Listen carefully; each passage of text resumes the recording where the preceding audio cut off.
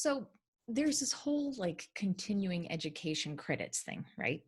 So depending on what your career is and your trade and whatever, there's an opportunity to continue to get additional education or training. Maybe it's required, maybe it's not. So let's talk for a moment about what does this mean and how can you best leverage that time to help you with your career pursuits.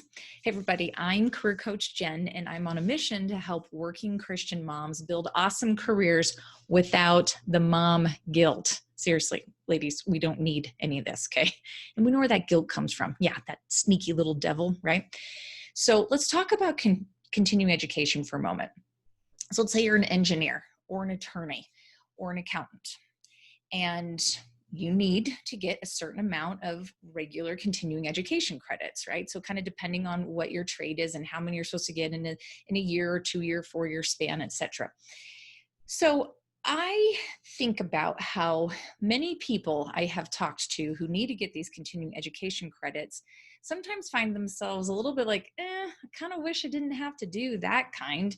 I wish I could study these things over here. Well, maybe you can. And maybe you can study some of the things that you want to and have it still count as credit for your continuing education. So what I would recommend that you do is take a look at what is going on in that space, right? Who's the governing body?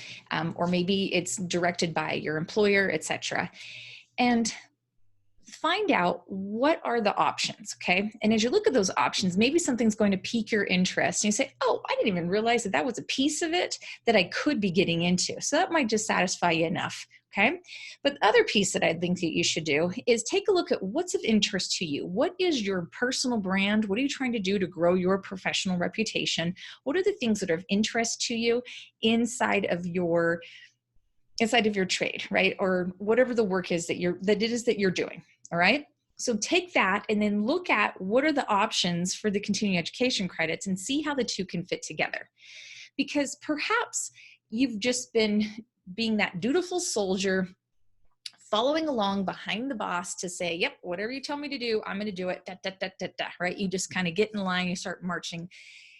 But maybe there's an opportunity for you to use some of that time to find some interesting things for you that you are wanting to learn and to grow about. And it's still going to count for continuing education credits, right? Win-win, woot.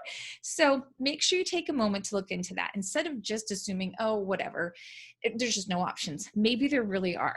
Take some time to look into it, because if you don't, you could be missing out on so much time studying up on the things that are of interest to you and still valuable and important so that you can meet those continuing education credit needs.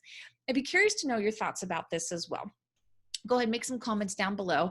And if you haven't joined us inside of the free Facebook group called Working Christian Moms with Career Coach Jen, come on over, send a request to join our private group.